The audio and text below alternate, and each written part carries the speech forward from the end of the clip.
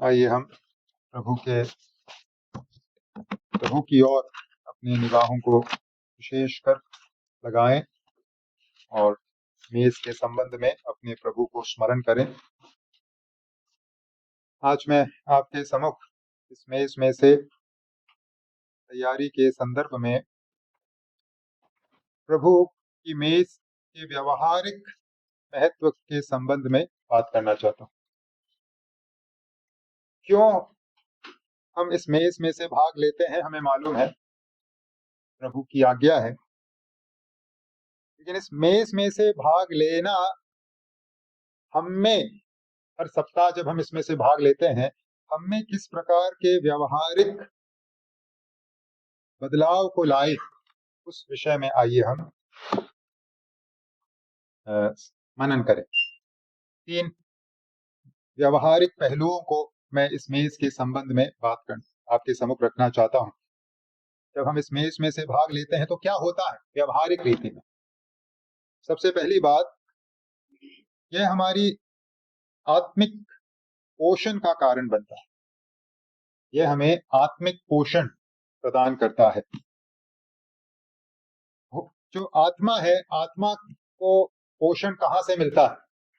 आत्मा के लिए क्या है रोटी? आत्मा के लिए क्या है पानी? जब इस सवाल का जवाब हम पवित्र शास्त्र बाइबल में ढूंढते हैं,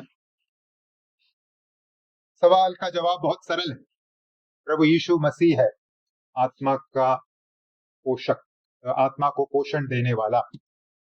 प्रभु यीशु मसीह और केवल प्रभु यीशु मसीह से हमारी आत्मा पोषित होती है। प्रभु ने स्वयं कहा यूहन्ना का सुसमाचार 6:34 में, जीवन की रोटी मैं हूं। या फिर प्रभु यीशु ने सामरी स्त्री से यूहन्ना के सुसमाचार अध्याय नंबर 4 में कहा कि जो मेरे पास आएगा वो जीवन के जल से तृप्त किया जाएगा। प्रभु यीशु मसीह है जो हमारी आत्मा को भोजन देते हैं, रोटी देते हैं और जल देते हैं। यीशु मसीह है जिनके द्वारा हमारी आत्मा तृप्त होती है, संतुष्ट की जाती है। आइए हम इस बात को स्मरण रखें, हमारे प्रभु यीशु मसीह ही हैं जिनमें हमें अपनी आत्मा का पोषण मिलता है। यीशु मसीह ही एकमात्र ऐसा प्रावधान है जिससे हमारी आत्मा का पोषण होता है। हमारी आत्मा के लिए यीशु मसीह के अलावा और कोई चारा या भोजन नहीं है जिससे कि हम तृप्त किए जाएं। अब प्रभु यीशु मसीह के द्वारा हमारी आत्मा को पोषण मिलता है, तो उस पोषण को हम तक पहुंचाने के लिए प्रभु ने कुछ माध्यमों को रखा है। एक माध्यम जिससे हम बहुत अधिक परिचित हैं वो है ईश्वर का वचन। परमेश्वर का वचन वह माध्यम है जिसके द्वारा यीशु मसीह जो हमें पोषण देता है, उस पोषण को हम प्राप्त करते हैं। प्रभु ने स्वयं कहा मत्ती 4:4 में, मनुष्य केवल रोटी ही से नहीं परंतु हर एक वचन से जो ईश्वर के मुख से निकलता है जीवित रहेगा। वचन के द्वारा यीशु रूपी पोषण हमारी आत्मा प्राप्त करती है। या फिर पहला पत्रस 2:2 में जो निर्देश हमें दिया गया है, नए जन्मे हुए बच्चों के समान निर्मल आत्मिक दूध की लालसा करो ताकि उसके द्वारा उद्धार पाने के लिए बढ़ते जाओ। वचन क्या है? निर्मल आत्मिक दूध, जिससे हमारी आत्मा क्या होती है? पोषित होती है, या यीशु मसीह रूपी पोषण हमें प्राप्त होता है। क्या होता है जब एक व्यक्ति वचन को पढ़ता है, वचन को सुनता है, वचन पर मनन करता है? वो क्या कर रहा है? वो सीधे तौर पर यीशु मसीह के साथ संगति में प्रवेश करता है और वो सीधे तौर पर यीशु को सुन रहा है। ये इसलिए वचन वो माध्यम है जिसके द्वारा हम यीशु मसीह रूपी आत्मा के पोषण को प्राप्त करते हैं। और एक माध्यम जो ईश्वर ने नियुक्त किया है जिसके द्वारा यीशु मसीह जो हमारे आत्मा के पोषक हैं, वो हम उस पोषण को प्राप्त करते हैं, वो है प्रभु की मेज। जब हम इस मेज के नजदीक आते हैं, क्या होता है, क्या हो रहा है? जब हम इस आशीष की रोटी और आशीष के कटोरे में से सहभागी हो रहे हैं, क्या हो रहा है? जिस प्रकार से वचन पढ़ते समय हम यीशु मसीह के साथ सीधे संगति में प्रवेश करते हैं, ठीक उसी प्रकार से जब हम इस रोटी और दाखरस में से भाग लेते हैं, हम यीशु मसीह के साथ एक विशेष संगति में प्रवेश करते हैं, एक स्पेशल फेलोशिप, विशेष संगति। पहला कुरिन्थियों अध्याय नंबर 10 के 16 में लिखा है, वह धन्यवाद का कटोरा जिस पर हम धन्यवाद करते हैं, क्या मसीह के लहू की सहभागिता नहीं? वह रोटी जिसे हम तोड़ते हैं, क्या वह मसीह की देह की सहभागिता नहीं? और क्या कह रहे हैं, जब हम इस रोटी और दाखरस में से भाग ले रहे हैं, हम सहभागी हो रहे हैं किसके साथ? प्रभु यीशु मसीह की देह, प्रभु यीशु मसीह के लहू के साथ, या सरल भाषा में कहें, प्रभु यीशु मसीह के साथ एक सहभागिता में, एक विशेष सहभागिता में हम प्रवेश कर रहे हैं। और यह सहभागिता हमें क्या दिलाती है? पोषण, आत्मिक बल, आत्मिक ताकत, आत्मिक उन्नति। हम इस रोटी और दाखरस में से भाग लेने के कर्तव्य को, जिम्मेदारी को केवल एक खाली निर्देश के रूप में न देखें, बस करना है, हर सप्ताह स्मरण कर रहे हैं और कुछ नहीं हो रहा। ये केवल स्मरण करना नहीं है, इसमें संगति का, यीशु मसीह के साथ एक संगति का पहलू है, जिससे हम क्या प्राप्त करते हैं? पोषण प्राप्त करते हैं। आप प्रभु भोज से दूर रहकर आत्मिक तौर पे स्ट्रॉन्ग, मजबूत नहीं बन सकते। अगर आत्मिक मजबूती में हमें आगे बढ़ना है, प्रभु भोज अति महत्वपूर्ण प्रावधान है जो प्रभु ने हमें, हमारे लिए रखा है। इसीलिए जल संस्कार पहला कदम है शिष्यत्व के मार्ग में। विश्वास करो, जल संस्कार लो, और जल संस्कार लेकर प्रभु के मेज में से भाग लो, तभी हम आत्मिक जीवन में आगे बढ़ पाएंगे। कई लोग सोचते हैं हम आगे बढ़ जाएंगे, शिखर पे पहुंचेंगे, फिर जल संस्कार लेंगे। बहुत गलत धारणा है। अगर आपको आत्मिक जीवन के शिखर पर पहुंचना है, आपको बल और शक्ति चाहिए, आपको इस संगति की जरूरत है जो प्रभु की रोटी और प्रभु के प्याले के द्वारा हमें मिलती है। उस पोषण की जरूरत है। जब हम कहते हैं कि इस रोटी और दाखरस में से भाग लेने से यीशु मसीह के साथ हमारी संगति है और उसके द्वारा हमें पोषण मिलता है, आत्मिक पोषण मिलता है, क्या मतलब? ये पोषण से क्या है तात्पर्य? पोषण से तात्पर्य है यीशु मसीह द्वारा अपने मृत्यु के माध्यम से लाए गए आशीषों में हम ज्यादा सहभागिता में आगे बढ़ते हैं। प्रभु यीशु मसीह ने जिन आशीषों को हमें देने के लिए संसार में आकर बलिदान देने का कार्य किया, उन आशीषों में प्रोग्रेस है आत्मिक पोषण प्राप्त करने का मतलब। हम उसमें और अधिक हिस्सेदारी प्राप्त करते हैं। इफिसियों की पत्री अध्याय 1 में हम पढ़ते हैं, प्रभु यीशु मसीह में हम स्वर्गीय स्थानों की सब आत्मिक आशीषों से हम आशीषित हो चुके हैं, लेकिन उसको अपने जीवन में प्रायोगिक स्तर पे अनुभव से जानने में हम दूर हैं। आत्मिक पोषण प्राप्त करना मतलब उन आशीषों को अपने जीवन में अपनाने के क्षेत्र में आगे बढ़ते जाना। तो प्रभुभोज में से जब हम भाग लेते हैं, इस समझ के साथ भाग लें, यह हमारी आत्मा को आत्मिक पोषण प्रदान करने का काम करता है। यह हमें मजबूत बनाता है मसीही जीवन के लिए, ईश्वर के साथ संबंध में आगे बढ़ने के लिए। दूसरा प्रायोगिक क्षेत्र, इसमें इसके द्वारा क्या होता है? यह हमें धन्यवाद का बलिदान देने में सक्षम बनाता है। प्रभु की रोटी और दाखरस में से भाग लेने की ये जिम्मेदारी हमें प्रभु को धन्यवाद रूपी बलिदान चढ़ाने के लिए सक्षम बनाता है। इस शुक्रवार को हम सीख रहे थे इब्रानियों के 13वें अध्याय में से कि प्रभु धन्यवाद के बलिदान से क्या है?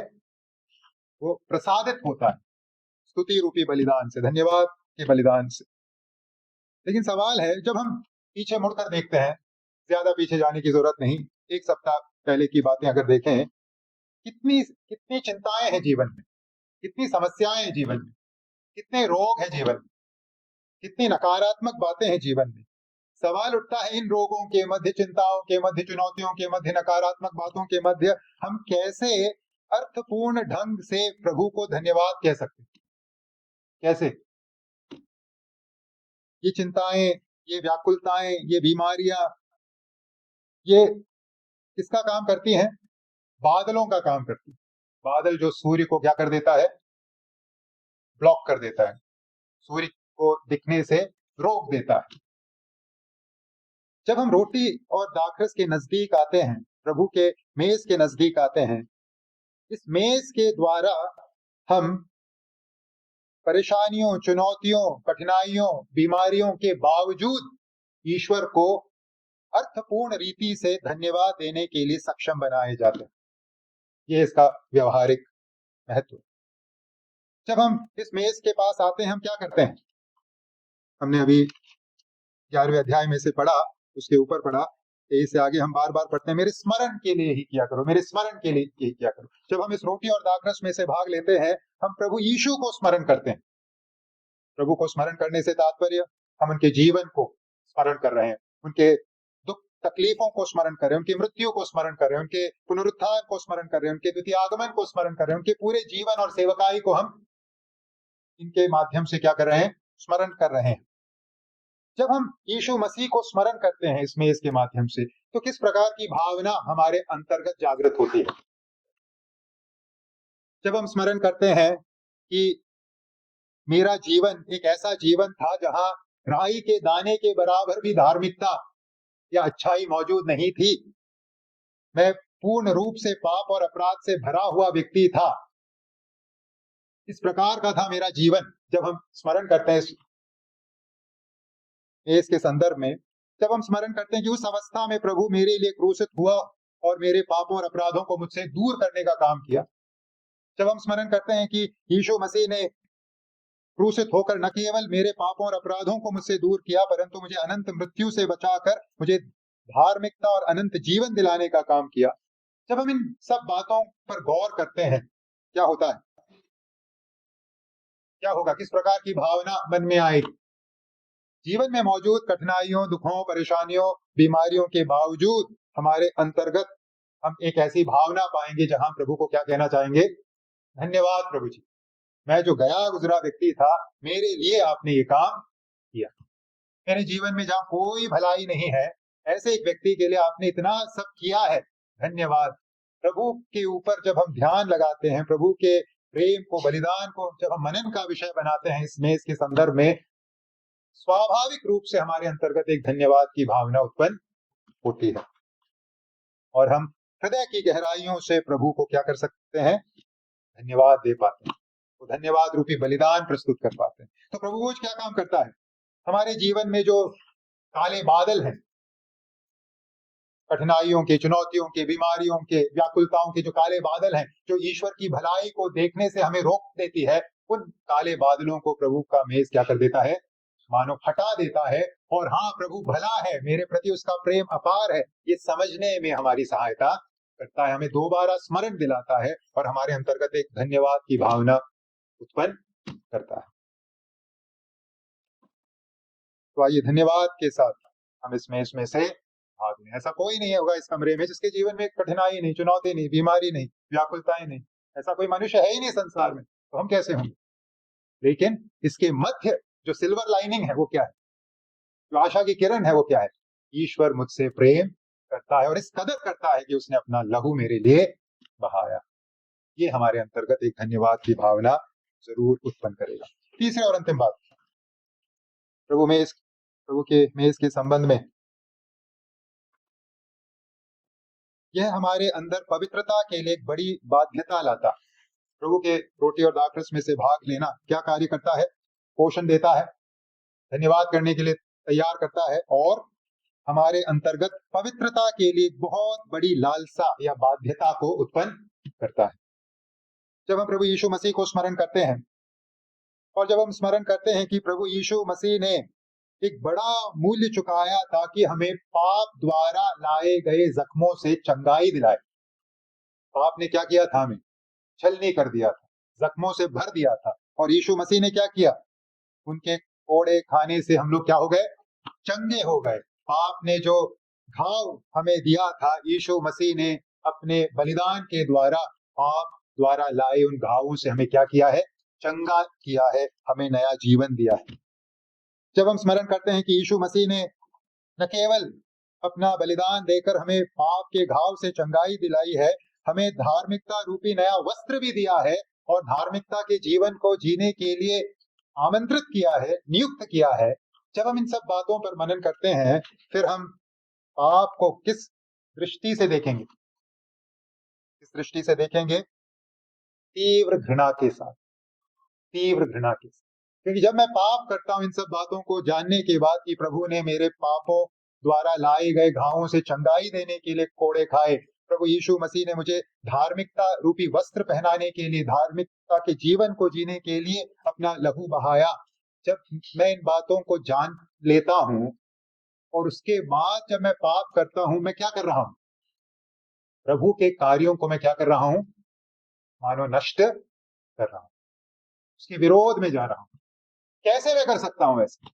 यीशु के प्रेम को और यीशु के बलिदान को समझने के बाद। तो प्रभु का मेज हमें हमारे अंतर्गत एक तीव्र घृणा उत्पन्न करने का काम करता है। किसके प्रति तीव्र घृणा? पाप के प्रति एक तीव्र घृणा। हम भी अपने अंतर्गत एक बड़ी बाध्यता पाते हैं जिसके द्वारा हम भी यूसुफ के माफिक चिल्लाते हैं और कहते हैं कि मैं ऐसी बड़ी दुष्टता करके परमेश्वर का अपराधी कैसे बनूं? पाप के प्रति एक ऐसी दृष्टिकोण, मैं पाप करके ईश्वर के प्रति बड़ा अपराधी कैसे बनूं? मैं गाली देकर, लोभ दिखाकर, चोरी करके, काम चोरी करके, जो भी व्यभिचार करके, बुरा बोल के, जिस प्रकार के भी हम पाप करते हैं, हम उस पाप से अब क्या करने लगेंगे? घृणा करने लगेंगे। क्योंकि ये मेज स्मरण दिला रहा है कि प्रभु ने हमें धर्मी बनाने के लिए, पवित्र बनाने के लिए क्या कुछ नहीं किया, यहाँ तक कि अपना लहू भी बहा दिया। तो ये है प्रभु के मेज के संबंध में कुछ प्रायोगिक पहलू। प्रभु का मेज क्या करता है? हमें आत्मिक भोजन दिलाता है। प्रभु का मेज क्या करता है? हमें धन्यवाद का बलिदान चढ़ाने के लिए तैयार करता है। प्रभु का मेज क्या करता है? पवित्रता के लिए हमें बाध्य करता है। आइए इस समझ के साथ इस मेज में से भाग लें, ऐसे दृष्टिकोण के साथ इस मेज में से भाग लें। ऐसा करने में प्रभु मेरी और आपकी सहायता करे। प्रभु के नाम की महिमा।